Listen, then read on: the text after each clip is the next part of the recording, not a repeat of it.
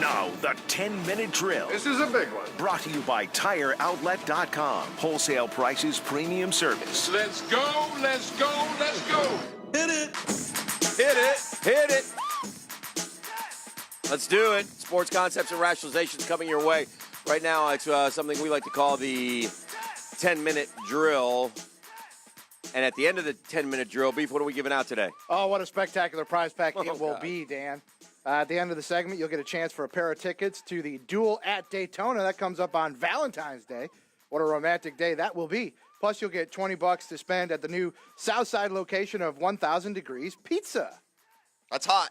Now, if you get your pizza there, it's going to be hot. I guarantee you. I'm mad at myself. I had some pizza. Remember last week I brought some pizza in? Yes, you did. I had some pizza again in the fridge. I meant to bring it in today, and I forgot. So that hurts. Yeah, I'm annoyed. All right, let's start with what could entice you right now if you're the New Orleans Pelicans to trade Anthony Davis and not wait for the Celtics to become, quote, trade eligible with Kyrie Irving. And I won't go into the particulars, but right now the Celtics cannot trade for Anthony Davis. They won't be able to trade for him till July. If you're the Pelicans, don't you just wait until the Celtics can become players in the game? I assume that Anthony Davis doesn't have the right to choose his destination. There's no, Correct. Yeah. Boy, it's hard. I mean, every time when you bring up going to Boston, I think about all the uncertainty in Boston, and suddenly it seems to be a narrative that Kyrie may not be there right after July to begin with. He won't re-sign with them. Gordon Hayward is a mess, by the way. He's almost become a liability. He's not a good player anymore. Mm-hmm. Yeah, the leg just completely destroyed him. Anthony Davis doesn't want to go to Boston, and I don't know if any of that matters to New Orleans, but I don't know what Boston is going to be willing to do. If you're not going to have Kyrie mm-hmm.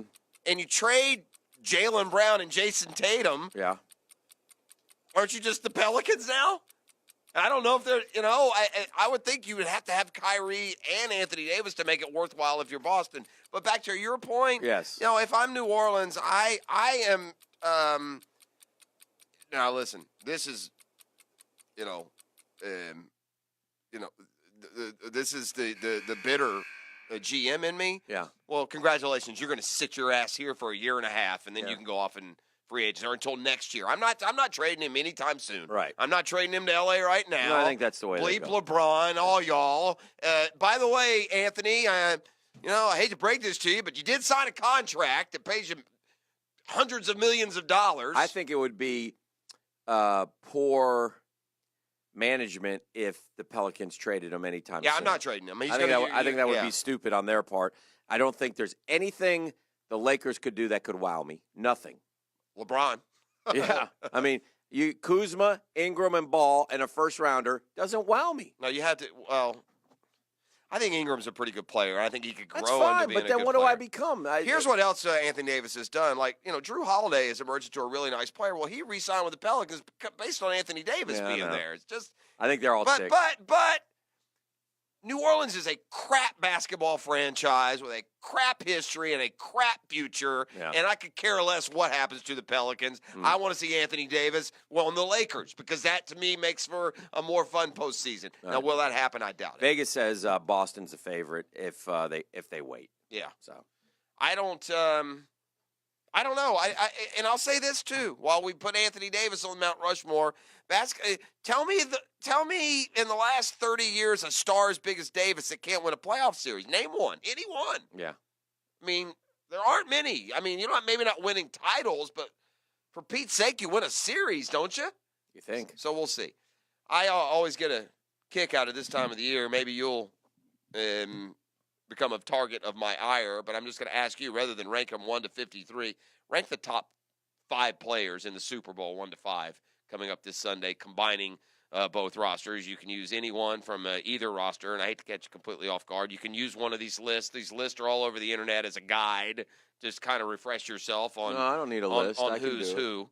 But there's something that is happening on every one of these lists that makes me just want to give up and go cover crochet or basket weaving or something that's not sports related, because these titans of our industry keep doing this when it comes to this. So anyway, give me your top. All right, I would say I consider you a titan of the industry, so I can thank you. I can just let you have it if you make the same mistake. All right, I can do the 5-1. I can do the. Let me do 3-1. 3-1. All right, because or 4. I'll do 4. Well, As many as you want, Frank. yeah. Let me hold on. How Give me about 20-1? Okay, Andrew Whitworth, Yeah, right. Trey Flowers. Trent Brown. All right, I'm going to go Goff, Donald, Gurley, Brady. Thank you. Thank you. I'm so glad you don't write a national website like all these other morons who Why, put what happened? Brady's third on this list no, and second on that No. one.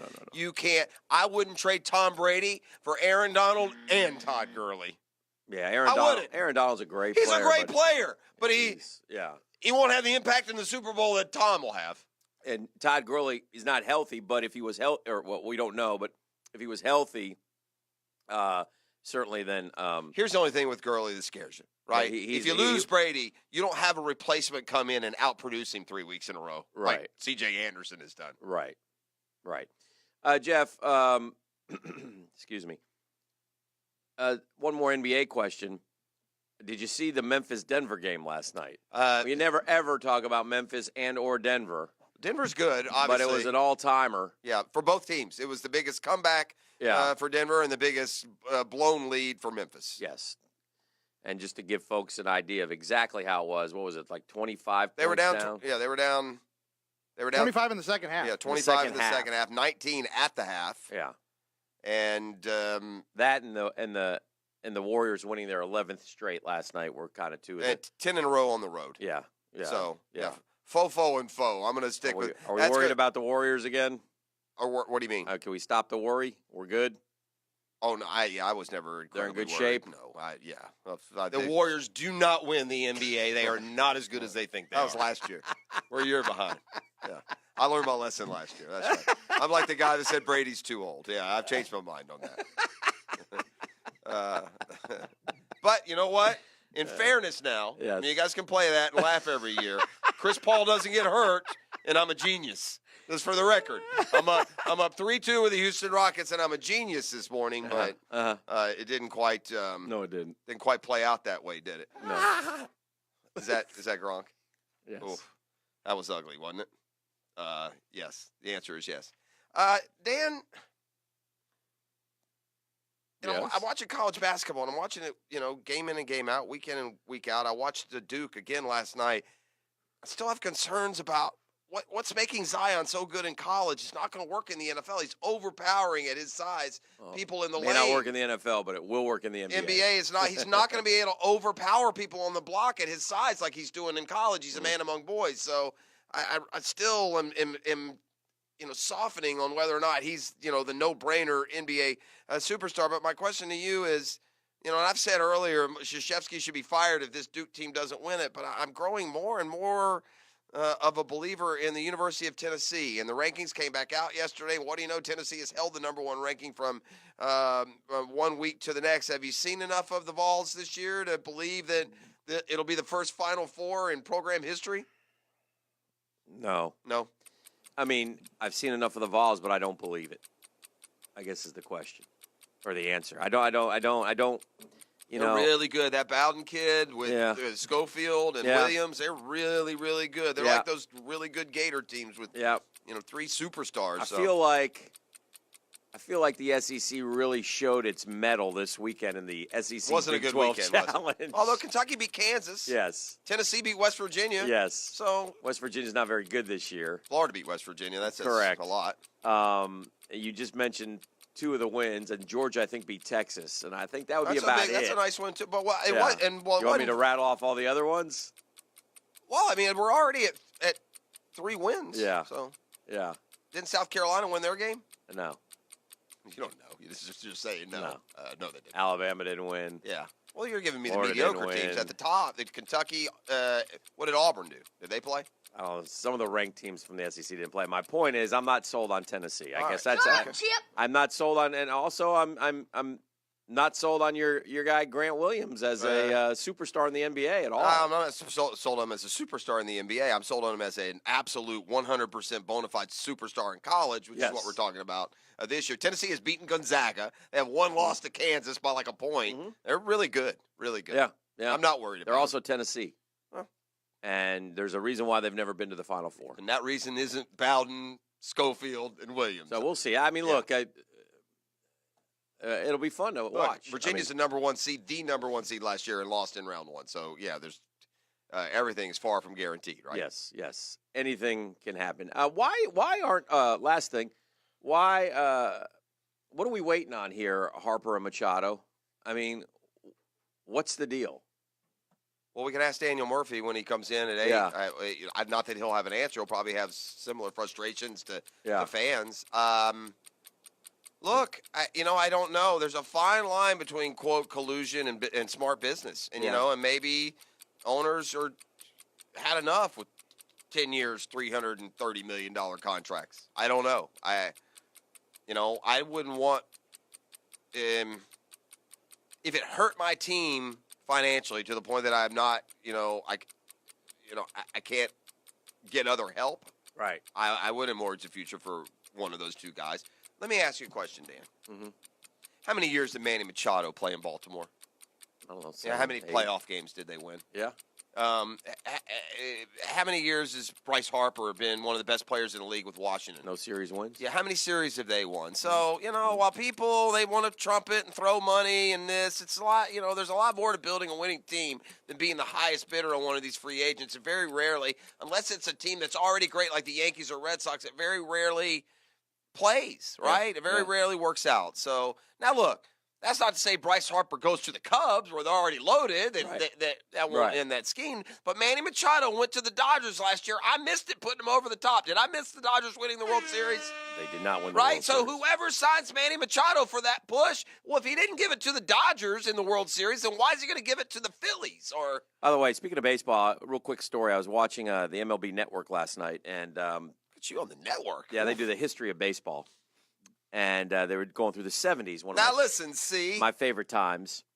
And the 73 Mets, of course, come to mind. But also Hank Aaron broke Babe Ruth's record. But I still think the most incredible story of this, and I think about this happening today. So Hank Aaron, it was a Monday night, right? Mm-hmm. Al Downing throws the pitch. Hank Aaron hits number 7. Stay up and watch Monday night baseball. We all saw it as kids. Or you weren't born yet. That's why I'm telling you. Was that big everywhere? Because I was a Braves fan and in the South. I was in New York State. And you're watching the game that night. You're aware of it. It's because sometimes you lose perspective when it's your team and you're young. That was like McGuire, Sosa watch. Mm-hmm. All right. Yeah. So, and by the way, as a kid, all I remember is general excitement. I didn't understand all the they had sat him on the road, hatred. Oh yeah, there's type stuff of that. And the Braves also got in trouble because they didn't want to play him like at Cincinnati to start the year. Correct. So and they played him, and he hit a homer, by the way, in one of those games. Tied it. Yeah. So anyway, hits the home run. And how does this happen? At home plate, as he's coming into home plate, and all the Braves players are there to mob him, there was a reporter, Craig Sager, who's 22 years old. He was also there. You're talking about for the record breaker. The one in Atlanta. Yeah. Sager was running the bases No, with he wasn't. That wasn't him? No, he came right up to home plate. Okay. In a trench coat. I was watching it last night. I do know that he was there at home plate. The two guys came out and ran the bases. Okay, all right. Which also, by the way, again, nice job, yellow shirts. I mean, how does that happen? It's a different era, Dan. Yeah. Holy cow. My point is, people are flooding onto the field in the middle of a baseball game. And Craig Sager's a 22-year-old kid who was working in Fort Myers at the time and somehow convinced his boss that he needed to be in Atlanta for Hank Aaron's moment. And I guess he got a credential late, so he wasn't up in the press box. He was down in like the photographer well. Mm-hmm. He ran out onto the field, shoving a mic at Hank Aaron. Is he working TV or radio? Radio. It just blows me away thinking about how, I mean, in this day and age, you would be, shot if you tried to do something like that. Yeah, no doubt. And rightly so. But it was probably. I wouldn't trust the Rubes getting out on the field these days either. No. Well, on top of that, I mean, in this way, this climate where we analyze the media, we'd kill Craig Sager for that. Correct. Also, don't get in his moment. Good point. Also, here we are in the 70s. 1972, was it? When he broke the record? 73? What year was it? 72? Hank Aaron? Yeah. No, it's more like 74. 74, whatever. So here we are. That's a good question. I think it's 74. He's gotten all this hate mail and such, and he's running around the bases. And all of a sudden, these two guys come up next to him, and you could see him kind of like, well, what's why going on? not? I mean, he's gotten threatening. I'm going to shoot you. Yeah. And things of that nature. So, but it was an incredible moment, and I just was watching it last night. But the Sager thing just blows me away still to this day. I remember the that, late great story about him. All right, it's Catlin Truck Accessories Tuesday. And we need a number right now. Let's go caller number 1 at 641-1010. Wow. Jump on it right now, 641-1010. You'll get that prize pack, Beef. What does that include? Caller number 1 right now, fastest fingers, 641-1010, is going to get a pair of tickets to the Duel at Daytona. That's coming up on Thursday, February 14th. Plus, don't forget, hit the text line, text the word Daytona, and you'll be entered for a chance to win a pair of Daytona 500 tickets, or you can just head to Daytona500.com right now and pick yours up the old-fashioned way. You also get a $20 gift card to 1,000 Degrees Pizza for their new Southside location. Call number 1 right now, 641-1010.